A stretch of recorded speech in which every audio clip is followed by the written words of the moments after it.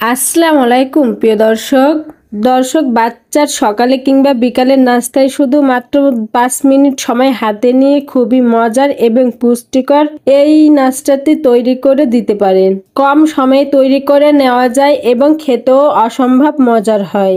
বাচ্চাকে হেলদি ও পুষ্টিকর খাবারের পাশাপাশি মুখরোচক খাবারও দিতে হবে, এতে করে খাবারের প্রতি আগ্রহ বাড়বে। তো এখানে আর কথা না বলে চলে যাচ্ছি মূল রেসিপিতে। তো এজন্য প্রথমে নিয়ে নিচ্ছি আগে থেকে জাল করে নেওয়া 1 কাপ পরিমাণ লিকুইড গরুর দুধ, নিয়ে নিচ্ছি 1 চা চামচ পরিমাণে আটা। আপনারা এখানে আটার পরিবর্তে ময়দা অথবা চালের গুঁড়াও ব্যবহার করতে পারেন। আর নিয়ে নিচ্ছি 1 চা চামচের মতন চিনি, আরও নিয়ে নিচ্ছি 1 চিমটি হলুদ গুঁড়া। এখন প্রতিটি উপকরণ খুব ভালো করে মিশিয়ে নিচ্ছি।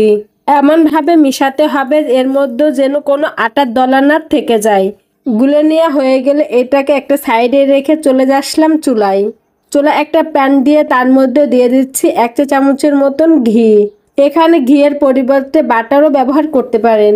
ঘি গলে আসার পর এর মধ্যে দিয়ে দিচ্ছি 2 পিট ব্রেড। এখন এপিট ওপিট খুব ভালো করে ভেজে নিচ্ছি।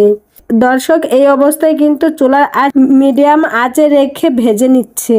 তো যাই হোক এপিট ওপিট খুব ভালো করে ভেজে নিয়েছি। তারপর এর মধ্যে দিয়ে দিচ্ছি আগে থেকে গুলিয়ে রাখা মিশ্রণটি। আর এই অবস্থায় কিন্তু চুলার আঁচ মিডিয়াম আঁচে রাখতে হবে। তারপর 3 থেকে 4 মিনিট খুব ভালো করে মিশ্রণটি জাল করে ঘন করে নিব। দর্শক এই রেসিপিটি কিন্তু আপনারা 1 বছর থেকে 10 বছর বয়সী বাচ্চাদেরকে তৈরি করে খাওয়াতে পারবেন। এই অবস্থায় যখন চলে আসবে মিশ্রণটি, এখন এর মধ্যে দিয়ে দিব ব্রেড দিয়ে এপিট ওপিট খুব ভালো করে মিশিয়ে নিব। এখন যতটুকু মিশ্রণটি রয়ে গেছে সেটি এখন এর উপর দিয়ে দিচ্ছি।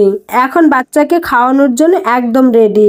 একটু সুন্দর লাগবে দেখতে, সেজন্য আমি এর মধ্যে দিয়ে দিচ্ছি 2টি কাঠবাদাম। একটা গ্রেটারের সাহায্যে গ্রেট করে দিচ্ছি। আপনারা চাইলে এটি স্কিপ করে যেতে পারেন। এই তো তৈরি হয়ে গেল বাচ্চাদের জন্য ঝটপট ও পুষ্টিকর নাস্তা। যে বাচ্চারা চিবিয়ে খেতে পারে তারা এরকম রেখেই খেতে পারবে।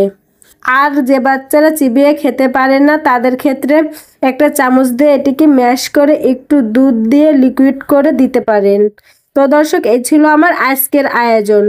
ভিডিওটি ভালো লেগে থাকলে প্লিজ একটি লাইক দিবেন এবং বাচ্চাদের নিত্য নতুন খাবার রেসিপি পেতে আমার চ্যানেলটি সাবস্ক্রাইব করে বন্ধু হয়ে পাশে থাকবেন। আল্লাহ হাফেজ।